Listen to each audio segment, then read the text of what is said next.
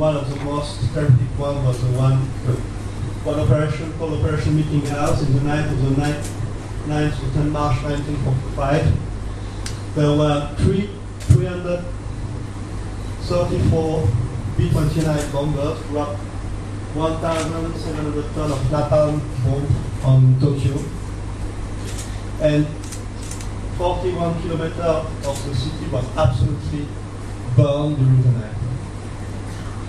So it had been estimated to 100,000 deaths, which make it the more deadly bombing into world history, more than Dresden, Hiroshima, and Nagasaki, and it's probably much underestimated.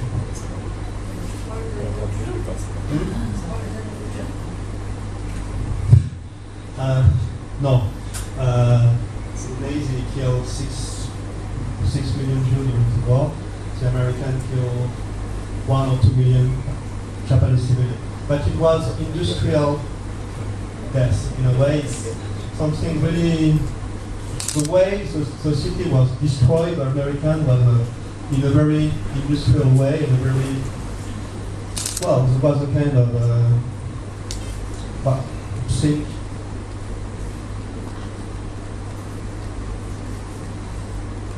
There was in 1944, American made in the desert of Ohio a small copy of Berlin and Tokyo, and they test bombing to try to find the most efficient bombing to kill the more people with the less bomb. And so they planned the best way to bombing Berlin. Berlin was very hard to destroy because it was really well built, but for Tokyo, the Japanese city was entirely in wood, so they were very easy to destroy. And in the movie, Godzilla appeared from the sea and destroyed a few parts of the city, and he used the same wood that the American bombers during this raid. So it's really a metaphor of the bombing of Tokyo. And there is a lot of sign of panic and of the city, of people flying during the night. And Honda said that to make the movie, just remember some of the things you see actually during the war. And he just filmed it as he saw them. And there is a lot of sign of panic and flying in Tokyo that were really realistic, really impressive. This is a view of Tokyo in 1945.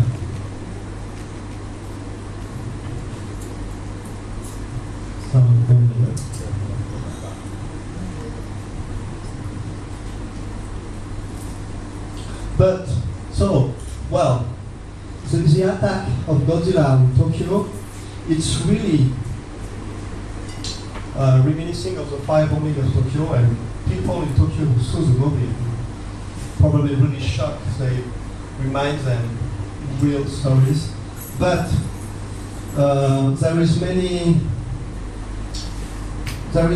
in the movie you see on night time the destruction of Tokyo with the flame, and then you see Tokyo in the morning, the city absolutely devastated and people waiting in hospital. And there is clearly a connection with Hiroshima and Nagasaki, because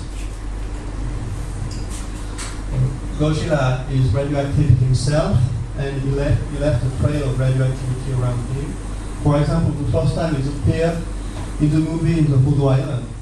They first think the tsunami, and a day later they discovered it was a monster.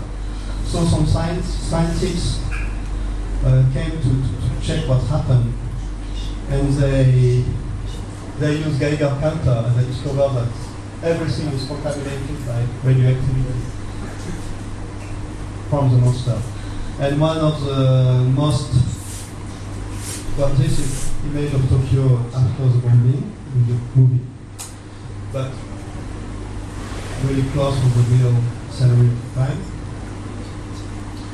Well, and one of the most poignant scenes of the movie, when you see an hospital with many children, and the doctor put a Geiger counter, and all the kids are radioactive and are going to die. So this is clearly reminiscent of Hiroshima and Nagasaki in this part of the movie.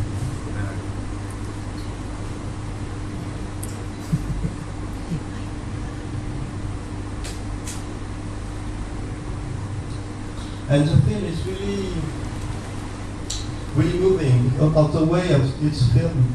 For example, the destruction of Tokyo is saw in the movie from on the TV.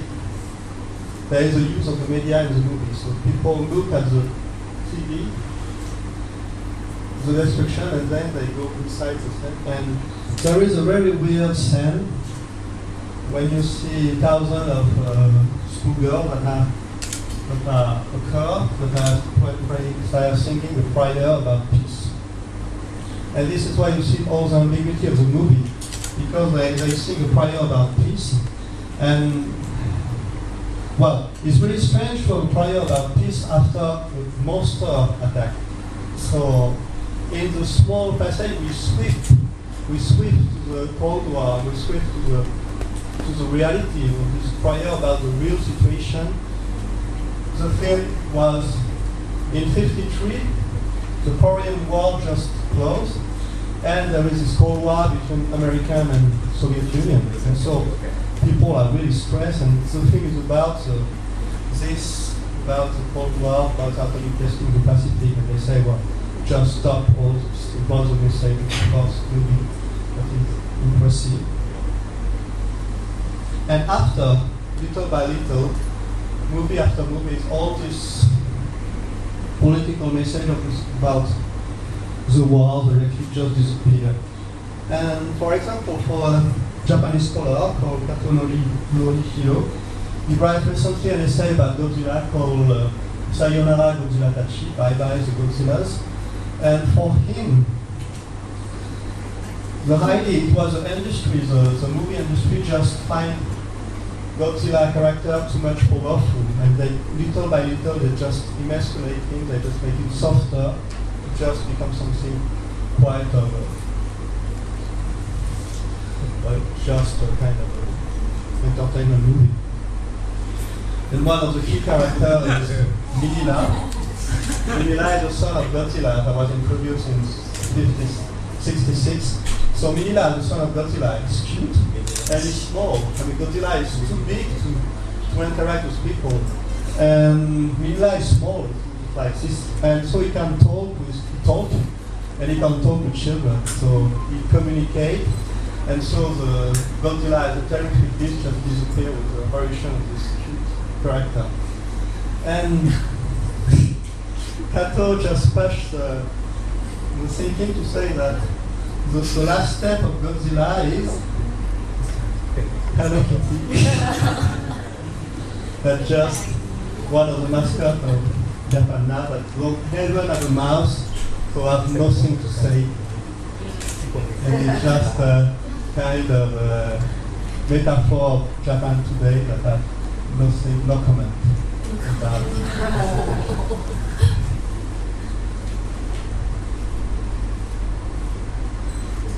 Well, just to finish, what's this idea of showing radioactivity? Honda was a really close friend of Kurosawa, and he worked as an assistant director on some of his movies, like Noah, like Stray Dogs, or the last one of the last one, Dreams. And in Dreams, there is a short movie called Red Fuji about radioactivity. In Red Fuji is a dream.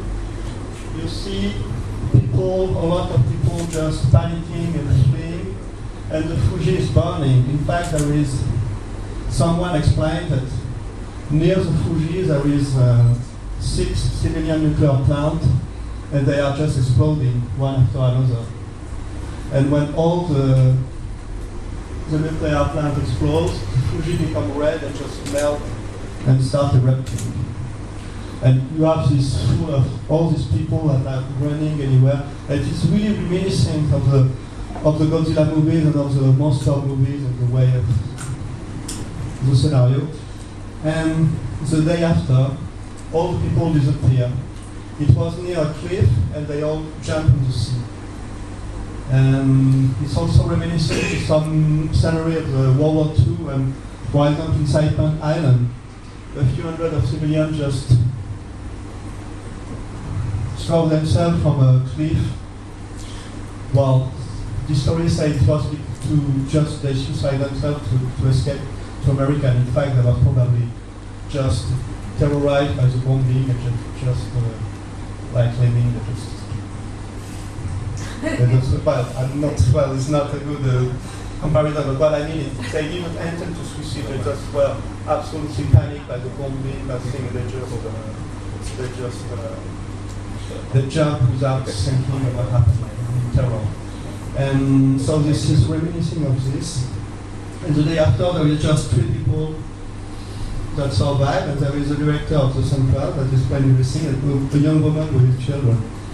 And the director explained that, well, you can do nothing about radioactivity, but the scientists at the plant find a way to color them. So when you have yellow smoke, it's strontium. Well, red one is plutonium, blue one is cesium. But it doesn't change anything because all are lethal, all are mortal, all people will die.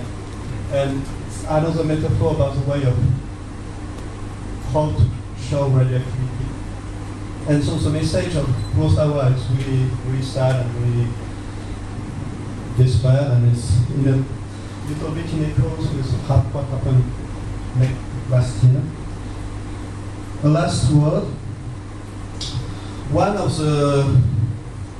When people talk about Kaiju Eiga, Japanese monster movie, we often heard that this movie are ridiculous because you have some kind of strange movie, strange monster, and they are trampling badly made model city. And we can see that this city are not real, and they are just a kind of cheap plastic. But actually, last year, when I saw the real image of the tsunami, the real train, the real car looked like plastic.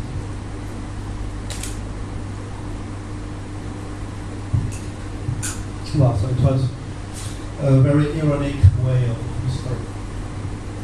Well, thank you.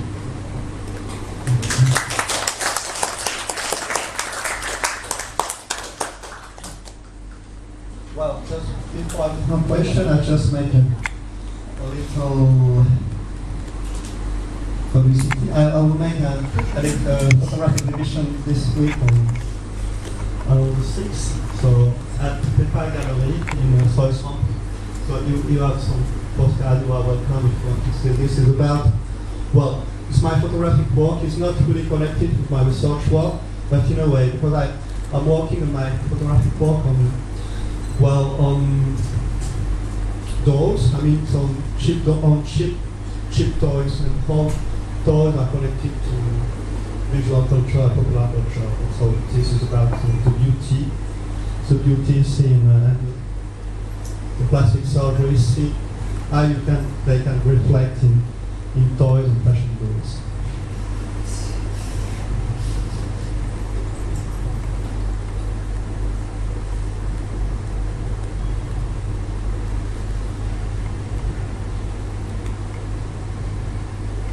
Voilà.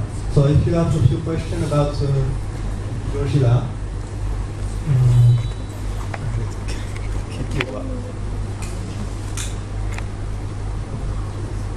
one thing. yeah. Maybe I missed something, but you didn't show this the image of the problem in Chernobyl. Chernobyl. Yes. Yeah. The problem. I mean, is the link into 3 Mile in America, Yeah. Chernobyl in not sure, Ukraine or in Russia, right? Yeah. Also Fukushima, Daiichi.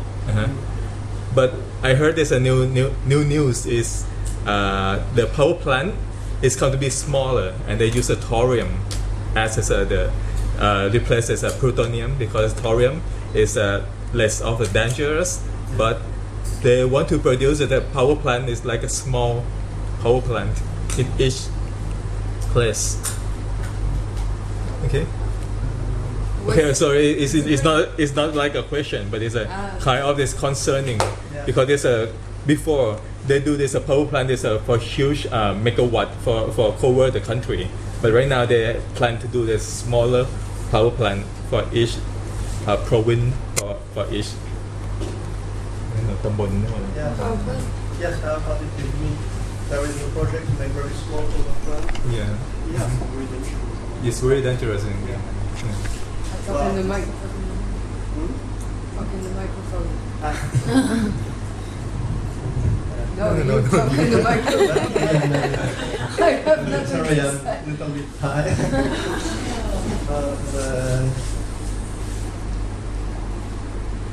As you talk about Chernobyl and TMI, and the thing is that there is very few movies or information about Chernobyl. So it's not. I think what is interesting in the case of Japan is this movie of the Gojira can be a little bit naive or right? But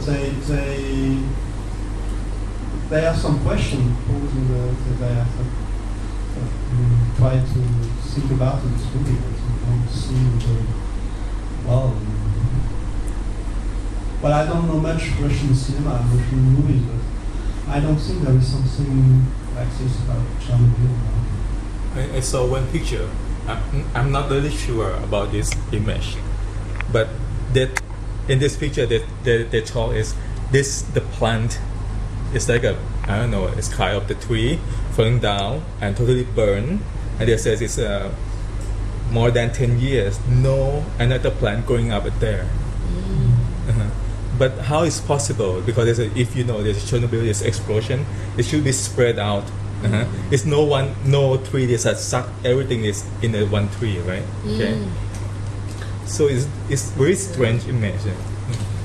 I don't know if you're a specialist about radioactivity. Actually, the focus here is Godzilla. I don't know. The only thing I can say about visual culture image about Chernobyl, that's the first day when the Chernobyl accident appeared. The Ukraine television from Kiev, they send television and photograph, and they make movies and they film about Chernobyl, but the radiation was so strong that all the film was destroyed, was overexposed by radiation. So there is no image of the first day. And the second day they came back with video camera, and they could record with video camera, but not with argentic film. But so it's light we cannot see? No, the thing is that the radiation are exposing the movie. The film is exposed, overexposed. The radiation goes through the camera and overexposes the film. But so it's like light that we cannot see with our Yes, eyes? well, you cannot see, but it gets through everything and then through the film and then overexposes the film. And you put a film near a radioactive source and you just get overexposed and it can be used. It's also with the digital also. There's like a noise on the picture. If there's too much of this radioactivity in this area, so it's digital. You're trying this kind of shit in your studio? It's happened with this. You're gonna have children not with sure three there's a eyes? document. They try to make a document this in the radioactive area, but they found there's a very noisy image. One question. Apart from the first Godzilla movie, was there any other political version of Godzilla? Like the political message? Because you said now it's...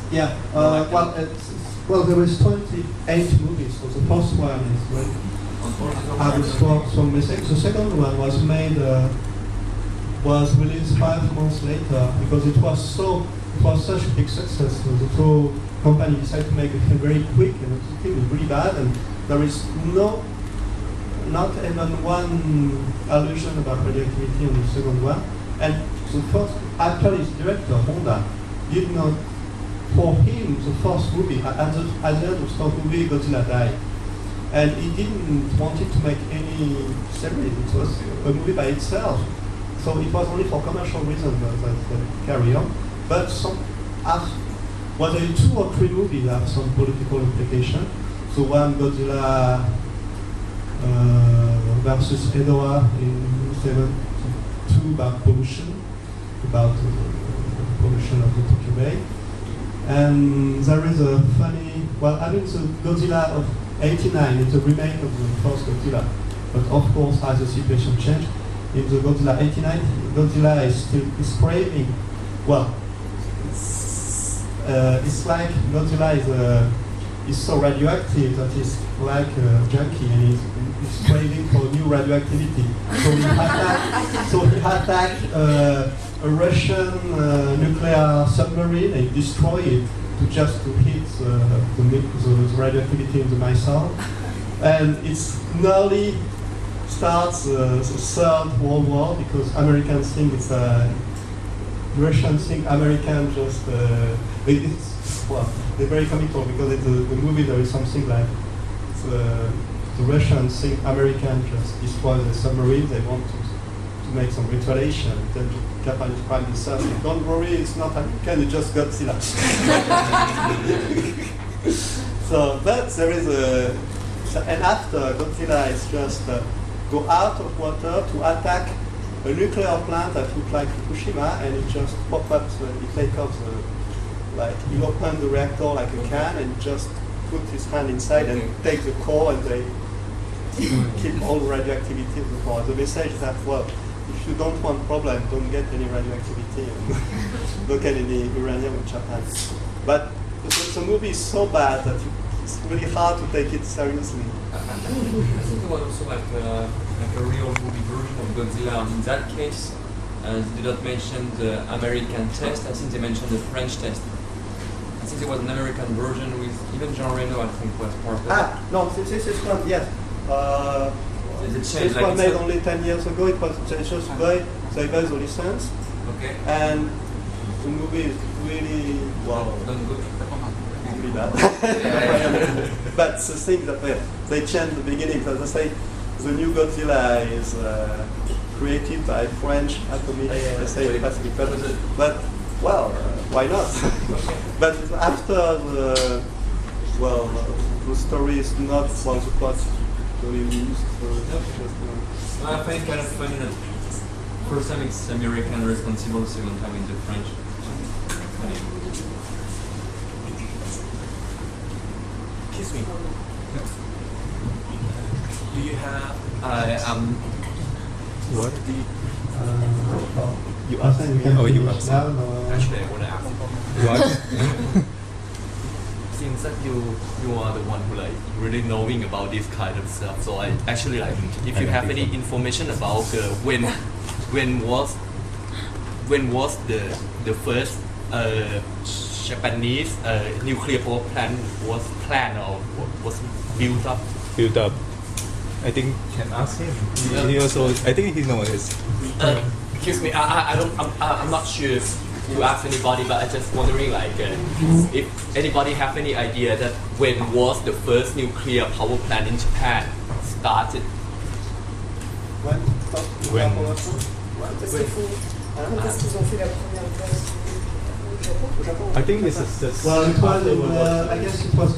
Well, it's like like in France or America, they started with small reactor to test, but the first industrial, it's in the 60s. In the 60s? About 10 or 15 years after the movie. Yeah. So it was after. So actually, in the movie time, Yeah. does the radioactive thing, the nuclear thing, was concerned about a weapon Yeah. or concerned about later Yes, use of the first movie is concerned only about weapons because at the time there were hardly no civil use of nuclear energy. But for an interesting point is that the first use of nuclear energy was to make atomic bomb. The second one was to make really powerful engine for submarine, for atomic submarine. And after the engine from atomic submarine was adapted to make civilian nuclear plant. So nuclear plant came from the military technology of the submarine. I think that in the beginning, nuclear thing, the nuclear fusion thing, was started to think about the energy. No, at the beginning I just thought about, there's nothing about the bombing, just making a bomb, a powerful bomb. You're talking about the Robert Oppenheimer, right? Yeah. He said the nuclear energy is saved the world, right? Yeah. Yeah, but in The the first same nuclear idea was Yeah. formed for the energy, the infinite energy. Yes, right. But the bomb was the adapted Adapted for during for the army. energy to Yeah. do the bomb. Yes, And right. It But- was like 50 years later to success the first bomb Yeah. by the idea. Well, first it should be this the first test in, not sure, in Chicago or something else. Underground, they made this like a small radioactivity to test it within the graphite. Did you heard that, right? Yeah, but I'm not very sure about the technical things. From the That is stuff. that's the first time, because there's after they put this plutonium, I'm not sure, plutonium or uranium at this time together, and they made the heat, and there's the kind of like a can spec is how megawatt this can make it. Yeah, and at that time, like before the bomb, so many years, they already know that this thing is uncontrollable, and the thing is they try to control it. Yes, right. So the bomb is actually the first controllable, but well, not really controllable, but the first time that they can control the thing. It's not about control, but it's what is a result that the army happy with that. Really? Yeah. I'm not sure about it. Yeah. First, But makes sense. yeah, Project Manhattan is use a lot of money to do it, to done with this, to what's called repeal